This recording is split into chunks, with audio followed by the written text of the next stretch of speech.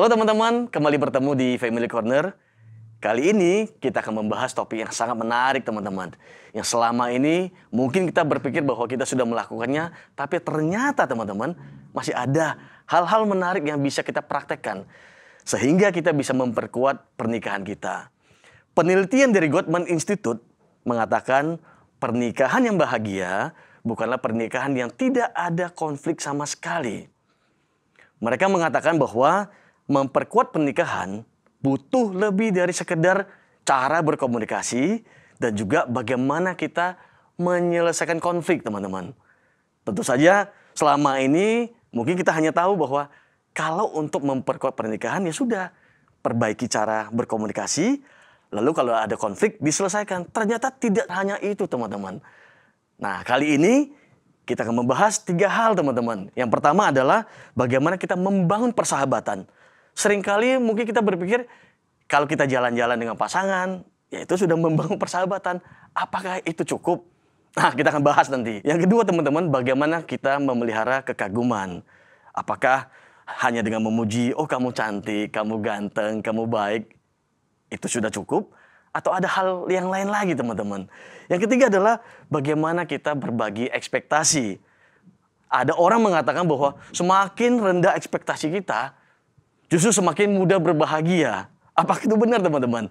Nah, karena itu kita akan membahas bersama narasumber kita pada hari ini. Sudah hadir bersama kita Pak Julham Effendi.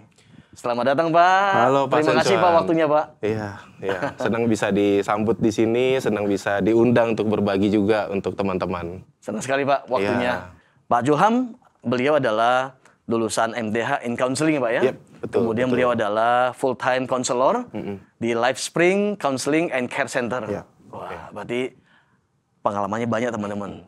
Saya akan mengulik-ngulik, banyak bertanya kepada beliau. Dia, Pak, ya? Yep, siap. Nah, boleh kasih ini nggak, Pak, sedikit pengalaman Bapak terkait dengan topik ini, Pak, yang akan kita bahas hari ini? Ya, memang kalau kita mengikuti begitu ya dengan banyak lembaga-lembaga yang menangani kasus pernikahan, sangat umum dan sangat normal yang diajarkan itu tentang bagaimana berkomunikasi, bagaimana menyelesaikan konflik. Saya bukan bilang, oh itu salah atau keliru mempelajari hal itu. Tetapi di dalam perkembangannya ternyata ada dari Gottman Institute itu mengatakan bahwa kalau cuma bersandarkan pada 2 hal itu nggak cukup. Karena tingkat relapse dari pasangan itu untuk kembali berkonflik, bahkan kepuasan dalam pernikahannya, padahal mereka terus praktekkan, Pak. Bagaimana sih komunikasi, gimana sih nyelesain konflik. Ternyata waktu di tahun berikutnya mereka ditanya kembali, itu berkurang tingkat kepuasan mereka dalam pernikahan rata-rata 30%. Pertanyaannya, Pak, kalau begitu, saya mulai dengan statement Bapak juga tadi. Kenapa sih, Pak, nggak cukup, Pak, dengan cara berkomunikasi diperbaiki, memahami pasangan, kemudian ada konflik diselesaikan, kok malah menurun, Pak? Nah, itu boleh cerita sedikit nggak, Pak? Kenapa sih, Pak, bisa begitu? Ada beberapa hal biasanya yang seringkali itu nggak terdeteksi begitu. Mereka diajarin cara komunikasi, misalnya gimana sih asertif, atau mereka diajarin gimana jadi pasangan yang mendengarkan, active listening misalnya. Nah, atau bahkan menyelesaikan konflik, tapi di balik itu ternyata misalnya masih ada 4 jenis interaksi yang mematikan, yang mereka sendiri nggak pernah diajarin untuk aware, sadar bahwa 4 interaksi ini ada. Misalnya ada yang namanya kritik. Gitu. Mereka pakai I statement gitu. Aku merasa, tapi di balik aku merasa, kamunya itu kritikan semua. Aku merasa kamu tidak jadi ibu yang baik. Aku merasa kamu kurang melakukan ini, melakukan itu, begitu. Atau yang kedua ada yang namanya contem. Contem itu salah satu jenis bentuk bisa gestur tubuh, atau kita bentuk di mana menunjukkan kita menghina pasangan kita, menunjukkan kita tuh merasa lebih baik. Bahkan kadang-kadang saya ketemu lebih spiritual, Pak, begitu. Dan itu jadi jenis contem yang secara nggak disadari waktu dia coba active listening, tapi tetap ada, begitu. Atau yang ketiga ada namanya defensiveness. Defensiveness itu ketika biasanya reaksi yang wajar kalau udah ada kritik itu akan ada perdebatan tuh. Mulai shift blaming, saling nyalahin. Saya kalau ketemu pasangan yang waktu dalam proses konseling ya saya tungguin aja. Saya tanya sampai kapan akan selesai? Ya memang nggak bakal selesai. Kalau ditanya mereka menggunakan I statement, iya. Mereka berusaha dengerin, iya. Tapi begitu mendengarkan, langsung respon dari pasangannya defensif.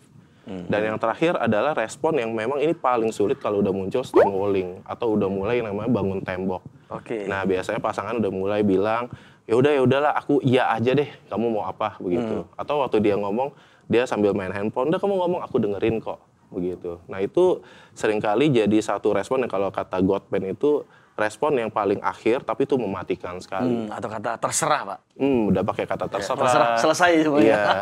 Dan itu memang yang paling gak mudah kalau udah muncul stonewalling ini. Berarti ketika kita memperbaiki cara komunikasi, kita belajar cara menyelesaikan konflik, tapi yang lain juga harus dibangun supaya tadi tingkat kepuasannya bisa tetap atau bahkan meningkat. Banyak yang definisiin kalau kepuasan pernikahan karena konfliknya sedikit atau jarang. Masalahnya penelitian itu mengatakan bukan cuma sekedar konfliknya sedikit atau jarang. Karena mereka menemukan pasangan yang konfliknya banyak bahkan besar, tapi mereka tetap merasa puas dan bahagia dalam pernikahannya. Nah, itu kenapa, Pak? Nah, ternyata yang terjadi adalah ketika ada konflik, mereka ketemu cara untuk memperbaikinya, gimana dealing sama situasi itu. Bahkan mereka bisa menemukan, oh ini loh yang pasangan saya ingin kerjakan bersama-sama.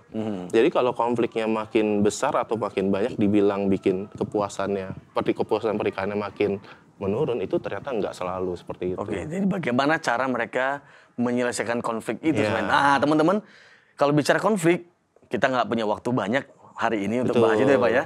Kita akan bahas nanti di topik berikutnya. Karena bisa saja teman-teman ada konflik yang memang nggak bisa langsung diselesaikan. Betul Pak Julham ya?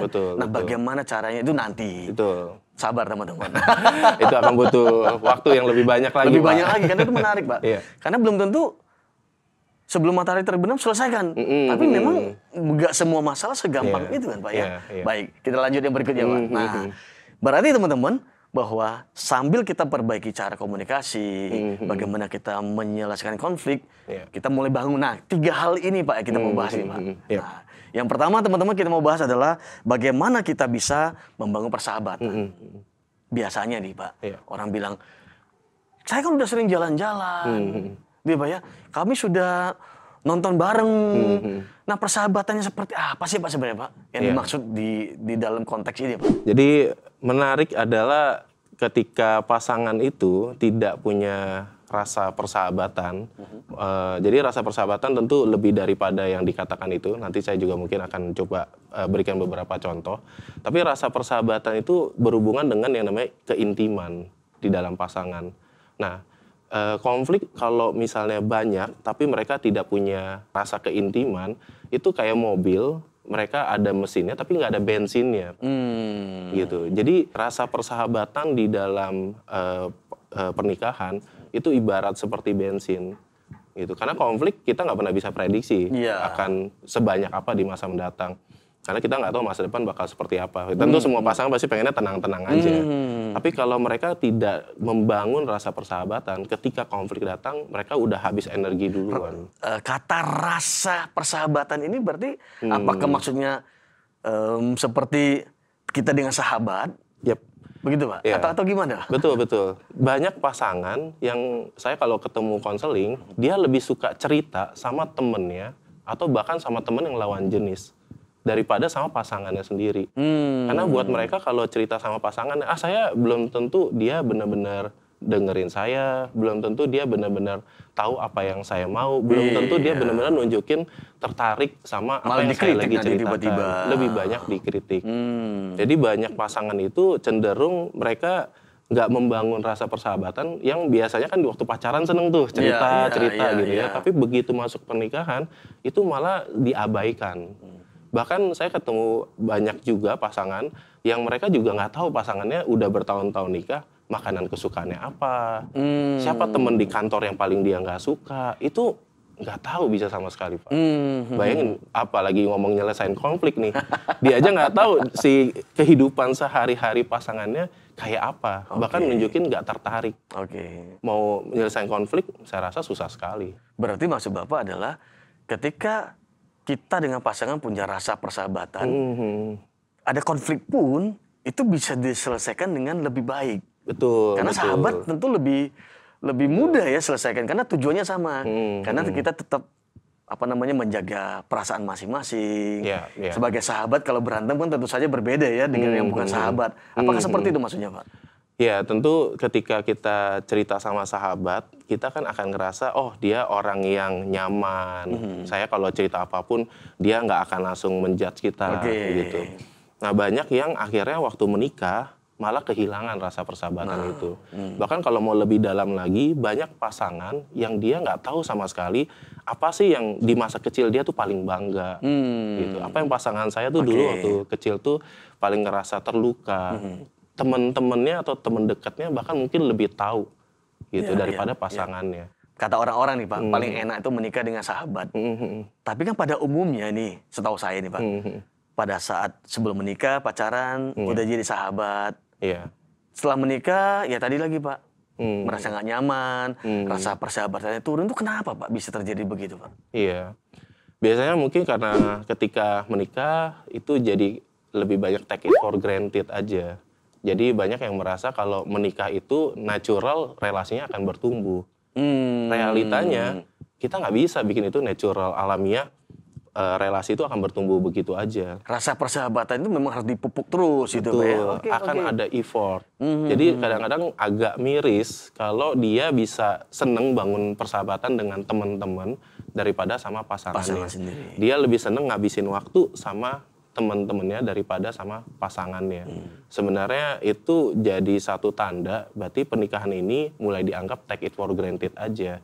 Ya udah, saya udah nikah, kami udah komitmen, nggak usah diusahain lagi. Jadi pada saat pacaran, karena lagi berjuang, jadi sahabat yang baik, didengerin, dikasih perhatian gitu Pak ya. Setelah menikah, sudah menikah nih. Selesai, perjuangan sudah selesai. Melanjutkan apa yang Bapak katakan. Lalu bagaimana Pak caranya? Rasa persahabatan terus dibangun dengan effort yang memang lebih ya contoh-contohnya Pak mungkin Bapak pernah temukan Pak. Ya, salah satu tanda sebenarnya kita seneng nggak sih ngobrol sama pasangan kita. Ya, kalau saya suka kasih saran gitu ya ke pasangan-pasangan, saya minta 15 menit sebelum tidur aja. Jangan ngomongin problem, cuman ngomong kayak temen gitu. Kamu hari ini gimana kabarnya? Teman kantor kayak gimana sih sekarang yang lagi nyebelin buat kamu? Aku pengen dengerin kamu cerita lebih banyak lagi dong gitu. Atau tanya memang kamu lagi seneng makan apa sekarang? Kamu lagi pengen dibeliin hadiah apa, begitu. Dan itu seringkali jadi satu latihan yang saya ketemu pasangan itu waktu 15 menit sebelum tidur yang diomongin masalah. Problemnya. Saya bukan berarti bilang nggak boleh ngomongin, tapi itu jangan di waktu sebelum tidur. Masalah ini artinya curhat atau apa nih Pak, sorry? Lebih kepada mereka ya benar-benar cerita aja. Dan cerita nggak harus yang dikasih saran atau cuman kita menunjukkan oh kamu lagi seperti ini rasanya. Jadi ground rules-nya atau aturannya jangan ceritain masalah, jangan kasih kritikan. Betul. Yang penting biarkan pasanganmu bercerita Betul. Ya, apa yang dia alami sepanjang hari ini. Atau saya pernah lihat ada kartu Pak. Betul. Kartu yang permainan Iya, buat cerita. Iya, lalu bagaimana nanti satu orang ngambil kartu lalu ada pertanyaannya dia akan bercerita. Mungkin itu bisa membantu juga Pak ya? Betul, saya udah cukup banyak. Jadi saya rasa pasangan perlu kreatif. Maka saya bilang nggak bisa kita natural. Mau alamiah relasi itu hidup begitu aja tuh nggak mungkin. Kenyataannya kita perlu memang kreatif. Sebenarnya kalau membangun persahabatan ya ketika kita bisa mau pergi bersama, plan, bikin rencana, mau pergi pergi ke tempat yang buat liburan. Nah itu juga jadi sarana juga sebenarnya. Pergi misalnya ke kafe-kafe yang dulu suka dikunjungin, itu kan sebenarnya untuk bangun rasa persahabatan begitu. Tapi kalau dalam prakteknya lebih penting adalah bagaimana waktu rasa persahabatan itu dibangun dalam percakapan gitu. Jadi banyak pasangan ya mereka pergi, tapi waktu pergi nggak tahu ngobrolin apa.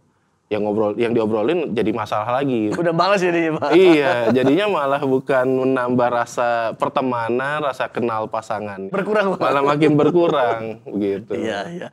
Teman-teman ya ini menarik nih. Sebenarnya bukan pergi-perginya Pak ya. Iya. Tapi bagaimana namanya sahabat kan ngobrol. Betul. Sebenarnya kan apa saja bisa diobrolin dengan sahabat. Betul. Pertanyaannya Pak, kalau ada pasangan yang introvert, yang tadi Bapak katakan, kadang-kadang juga ditanya jawab seperlunya, nggak ditanya ya diem aja. misalnya harus si suami atau istri yang selalu memulai pembicaraan sampai dia merasa aduh capek deh kalau begini terus. Nah kalau ketemu begini gimana Pak cara membangun persahabatan, rasa persahabatan? Iya, jujur aja introvert itu tidak selalu berarti susah untuk berkomunikasi, jadi teman. Introvert itu kan kita bicara cara dia ngumpulin energi buat dia. Memang dia lebih seneng kalau lagi capek, pengennya menyendiri. Tapi saya ketemu banyak orang introvert, mereka sangat bisa membangun relasi, bisa ngobrol dengan deep talk.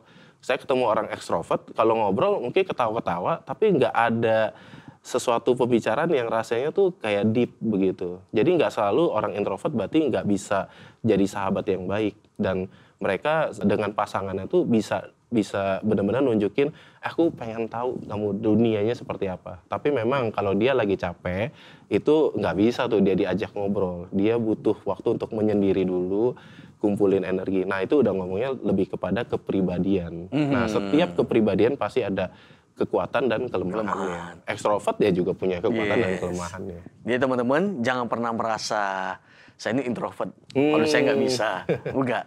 Semua orang ketika merasa nyaman pasti bisa ngobrol, betul nggak sih Pak? Mau introvert, mau ekstrovert, asal sudah nyaman. Nah, sebenarnya kan sebelum kita bicara bagaimana membangun persahabatan kan harus ada rasa nyaman, Pak. Betul Ya Pak ya. Nah mungkin dalam pernikahan inilah yang terjadi adalah ketika mulai banyak kritik, merasa tidak nyaman, sehingga ketika mau membangun persahabatan ini rasanya udah, aduh udah deh. Males deh, ini mau ngapain sih sebenarnya? Nah sebenarnya bagaimana membangun tujuan yang sama Pak? Bahwa oke, kita lagi mau bangun persahabatan loh ya. Kita lagi mau memperkuat pernikahan kita. Nah bagaimana membangun komitmen yang sama ini Pak? Iya, memang ini perlu dibicarakan bersama-sama. Paling sulit kalau melakukan konseling pernikahan adalah ketika hanya satu yang mau kerjain gitu. Yang satu merasa saya nggak butuh. Ya saya akan bilang ya itu sulit sekali, itu bukan hal yang mudah. Jadi kalau ditanya, kalau dua-duanya komitmen, oke, pasti kita mudah melihat itu. Ya. Kalau cuma bisa satu bagaimana? Ya mau nggak mau kita perlu bagaimana caranya menerima situasi yang ada sekarang sambil pelan-pelan bagaimana pasangan itu ada nggak momen bisa diajak kerjasama. Selama pacaran, apakah itu memang menjadi modal paling besar untuk membangun persahabatan, atau sebenarnya itu juga masih masih permukaan sekali karena ujian sesungguhnya adalah setelah menikah bagaimana membangun rasa persahabatan. Sebenarnya waktu pacaran itu jadi start awal untuk kita bisa mulai tahu nih pasangan saya suka nggak sih kalau diajak ngobrol yang kita intim, diajak ngobrol yang memang kenal dunianya masing-masing begitu. Tapi kalau mulai mengenali pasangan saya tuh suka menjauh, suka berkata, udahlah yang ngobrolin hal-hal seperti ini nggak usah terlalu lama, udah kita anggap aja lewat. Sebenarnya itu kita perlu benar-benar yakin bisa nggak kalau ini di dalam pernikahan kita akan merasa pasangan kita nggak benar-benar mau kenal kita gitu. Jangan-jangan buat dia ya menikah itu sebagai status aja daripada benar-benar menikah itu perlu dibangun. Rasa pertemanannya, rasa persahabatannya. Misalnya ada pasangan yang ketika menikah dia lebih suka ya udah kita masing-masing aja. Poin ini menjadi satu hal yang menjadi pertimbangan paling cukup besar ya Pak ya. Betul. Saya mau menikah nggak dengan dia sebenarnya. Betul. Sering terlewat. Jadi dianggap itu nanti juga kalau nikah kan kita satu rumah begitu. Betul. Nanti kalau udah satu rumah kita bakal ngobrol. Padahal pas pacaran itu aja nggak terlihat. Atau kedua, nanti juga dia berubah. Ya itu dia. Tadinya, betul. Tadinya nggak mau ngobrol, nggak mau intim, nanti juga dia berubah kok. Ternyata kan kenyataannya berbeda. Makanya saya sering bilang kalau yang pacaran ya waktu biasa konseling pernikahan tuh saya bilang lihat pasangan itu seperti apa adanya dia. Kalau dia bisa berubah itu bonus. Tapi lihat dia sekarang. Kalau kita melihat dia sekarang, di menikah dia seperti ini kita tidak siap, bahkan kita tidak bisa terima dia, pikirin baik-baik. Karena kalau udah nikah nggak ada harus kita putar balik begitu kan. Kalau udah menikah nih udah one way nih harusnya begitu. Yang kedua adalah kita mau membahas tentang bagaimana kita bisa memelihara kekaguman, Pak. Kenapa ini menjadi penting, Pak, dalam penelitiannya Gottman, Pak? Iya. Jadi di dalam Salah satu riset menariknya adalah ini buat pernikahan yang baru mulai jalan 1 tahun 2 tahun. Ketika mereka si pasangan itu mulai punya anak, itu kepuasan dalam pernikahan tuh berkurang 33%. Begitu, itu riset mereka. Setelah punya anak. Ketika punya anak itu untuk pasangan-pasangan yang baru menikah itu mulai berkurang 33%. 33%, sepertiga ya. Sepertiga. Karena kenapa? Karena mungkin dengan kesibukan masing-masing, pekerjaan, urus anak, itu mereka mulai tidak nunjukin ketertarikan ke pasangan yang mungkin jadi fokusnya ke anaknya. Jadi mulai tidak melihat pasangannya apa sih yang udah dikerjakan dengan baik. Apalagi kalau pacaran aja udah nggak terbiasa kasih pujian. Jadi itu ternyata berpengaruh banyak. Karena banyak pasangan menganggap, udahlah ini nggak usah dilakukan. Toh pasangan saya juga udah tahu begitu, saya seneng sama dia. Padahal yang namanya kekaguman, rasa cinta sama pasangan, ya itu seumur hidup kita perlu tunjukin. Nggak ada kata, kalau udah 30 tahun menikah, udah cukup, nggak usah lagi.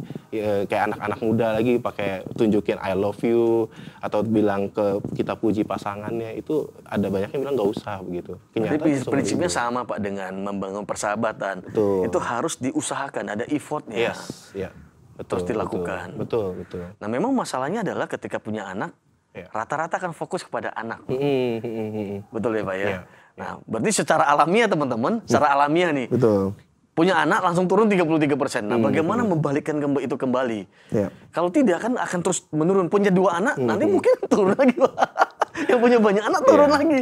Nah, bagaimana membangun itu, Pak? Iya, jadi kalau kita bicara bagaimana bangun rasa cinta, rasa kekaguman sama pasangan, seringkali kan kita mikirnya kayak mesti siapin waktu. Memang kalau yang tadi kan bangun persahabatan butuh waktu khusus begitu. Saya kalau ketemu pasangan-pasangan, saya kadang kasih latihannya cuman coba sehari aja cari 2 hal atau bahkan 1 hal deh yang bisa dipuji dari pasangannya. Seminggu mereka nggak bisa ketemu, Pak. Seminggu? Seminggu. Susah sekali untuk menemukannya. Dan itu bukan cuma 1-2 pasangan gitu. Banyak pasangan. Dan ini sejalan dengan riset dari yang saya temukan, yang saya pakai. Banyak pasangan seringkali mengabaikan. Ini sederhana loh, cuma memuji. Memuji mau dari yang general. Ya mungkin karena mereka merasa itu udah ketemu tiap hari. Ya saya rasa ini sama ya, saya bilang take it for granted jadinya. Jadi merasa ya udah ini nggak perlu dilakukan begitu. Padahal manusia secara naturnya sama seperti Tuhan yang menciptakan kita, ya kita juga senang dipuji. Gitu. Jadi ya kita kan cerminan dari Tuhan dan Tuhan juga senang dapat pujian dari umatnya. Nah manusia juga sebenarnya punya cerminan itu dan di dalam pasangan sebenarnya itu hal yang penting yang seringkali diabaikan dan seringkali mungkin dianggap udah pacaran udah lewat, udah nggak usah lagi puji-puji pasangannya, bahkan benar-benar mencari tahu apa sih yang pasangan saya sekarang lagi secara fisik mungkin menarik, secara kemampuan dia menarik, itu dibiarkan aja. Biasanya kan orang kalau memuji itu ada komparasi, Pak. Ada pembandingnya. Oh, kalau saya lihat istri saya lihat suami saya, dibanding yang lain, memang kamu pinter kok. Nah, ketika dia sudah merasa sangat terbiasa dengan pasangannya, lalu dia tidak punya referensi lain lagi, dia merasa bahwa ya memang kamu sudah begini, apanya perlu dipuji gitu Pak ya. Nah, bagaimana bisa membangun kembali bahwa orang yang di depan saya ini, orang yang di samping saya ini spesial banget. Yang dulu yang saya cinta itu yang misalnya kamu tuh memang murah hati loh, mungkin gitu Pak ya. Kamu murah hati loh. Gue sangat salut sama lu memang yang gue cinta itu memang lu orang yang sangat murah hati. Atau gimana Pak contohnya? Iya, salah satu indikator yang saya temukan kalau pasangan itu tidak punya banyak memori yang positif dalam pernikahannya.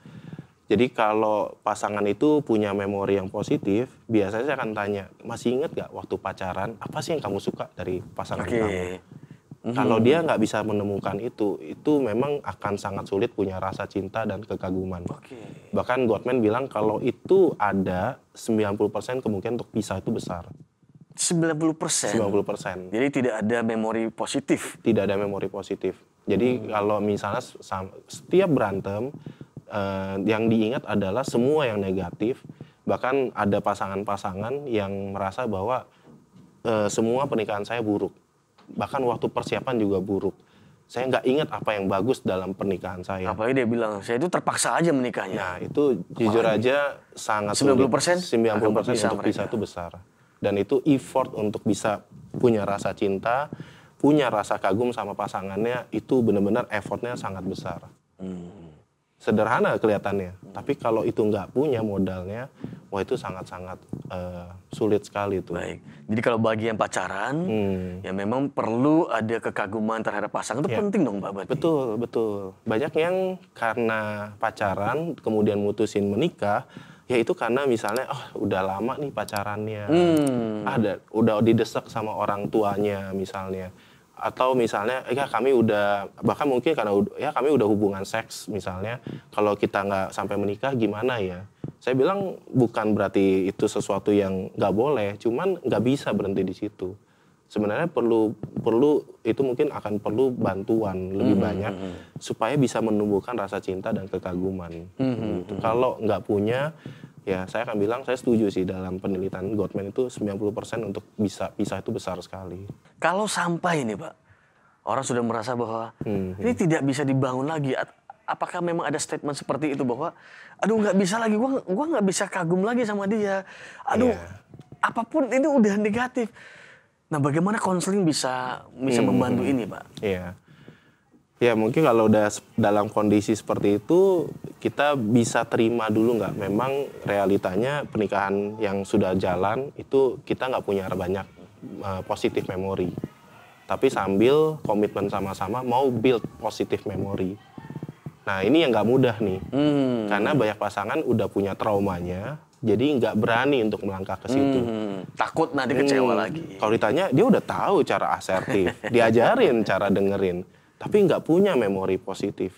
Dia nggak punya rasa cinta atau kagum, oh pasangan saya tuh waktu saya menikah, ini loh yang bikin saya seneng sama dia. Ini yang bikin saya tuh oke sama dia. Wah saya bisa lihat dia orangnya pejuang, kerja keras. Kalau nggak punya memori itu akan memang sangat... Walaupun pernikahan sudah lama dan rasanya sudah semakin dingin dan sangat sulit, berarti tergantung komitmen lagi Pak ya. Seperti yang pertama tadi. Kita komit nggak? Kita mau sama-sama bangun ini nggak? Kita mau bangun masa tua kita dengan persahabatan, dengan kita saling mengagumi sehingga mulai tumbuh rasa cinta, rasa kagum lagi. Itu pertama kan berarti harus sama-sama komit. Selama mereka komit, semua bisa dilakukan Pak. Betul. Tinggal belajar ya nggak Pak ya? Nah poin ketiga teman-teman kita mau bahas adalah bagaimana kita bisa berbagi ekspektasi Pak. Nah ini dia. Karena ada yang bilang bahwa wah kalau ekspektasi ketinggian nanti kecewa. Ini gimana sih maksudnya Pak? Kenapa ini menjadi penting Pak? Iya. Jadi banyak pasangan waktu nikah itu jadi takut untuk punya ekspektasi salah satunya. Jadi mereka kalau kita bicara ekspektasi itu bisa bicara tentang harapan dia dalam pernikahan, impian-impian dia. Jadi kebanyakan sama mereka ya udah sembunyikan, nggak usah dibicarakan. Dan akhirnya ya, pernikahan itu jadi terasa kosong, jadi rasanya empty. Apalagi kalau misalnya anak-anak sudah besar, kan biasanya kalau masih mengasuh anak-anak tuh mungkin masih ada fokusnya nih. Tapi begitu anak-anak sudah besar, mulai menikah, nah rasa empty itu biasanya mulai muncul. Makanya dewasa ini kan mulai banyak pasangan yang udah pernikahan mungkin puluhan tahun, tiba-tiba kita dengar udah cerai aja begitu. Karena selama mereka menikah ternyata nggak pernah tuh sharing apa sih ekspektasinya. Dan bagaimana sih sebagai pasangan saya bisa help atau menolong kamu menggapai ekspektasi itu. Berarti mau nggak mau memang ekspektasi itu walaupun kelihatannya agak menakutkan sebenarnya Pak. Bahwa waduh kalau saya ngomong ekspektasi saya lalu nanti gimana. Berarti justru kalau tidak dibicarakan bisa terjadi kekosongan itu. Karena secara natural kan orang pasti punya ekspektasi Pak ya? Betul. Tidak mungkin yang namanya kita menikah itu nggak punya ekspektasi. Biasanya antara kita umpetin itu, atau ya memang kita jadi bentuknya ya mungkin nyindir ke pasangan, jadi mengurangi rasa kita untuk dekat sama pasangan, begitu. Tinggal bentuknya kemana tuh? Ada yang jadinya dia mungkin cheating, begitu. Nah ini tinggal larinya kemana? Misalnya nih Pak, ada yang pasangannya jarang diajak jalan-jalan. Lebih senang jalan-jalan sama teman atau sama yang teman kantor lah misalnya. Betul. Mungkin sampai nyindir, iyalah, lu kan lebih senang jalan-jalan sama teman-temanmu. Sama gua gitu. Betul. Nah itu contoh-contoh sederhana yang ekspektasinya dia nggak bisa share, dia punya ekspektasi, sehingga pasangannya juga nggak nangkep itu, dan akhirnya ya jadi terbawa kemana-mana tuh dalam pernikahan. Apalagi ditambah misalnya nggak bisa bangun rasa cinta dan kekaguman, dia ketemu teman kantor yang bisa kasih pujian itu tuh, entah suami atau entah istri. Nah itu kita kan pernah bahas micro cheating. Selesai itu semua. Iya. Dan makanya paling sulit kasusnya kalau udah sampai ada perasaan betrayed, perasaan dikhianati, itu lebih berat lagi tuh. Berarti kalau bicara berbagai ekspektasi, ini juga ada kaitan dengan yang pertama dong ya Pak ya. Kalau sahabat kan lebih seneng bercerita, dia merasa nyaman memberitahu ekspektasi saya seperti apa. Walaupun saya tahu bahwa pasangan saya belum bisa memenuhi itu. Tapi tidak ada rasa bahwa gua cerita ini bukan berarti gua nuntut loh.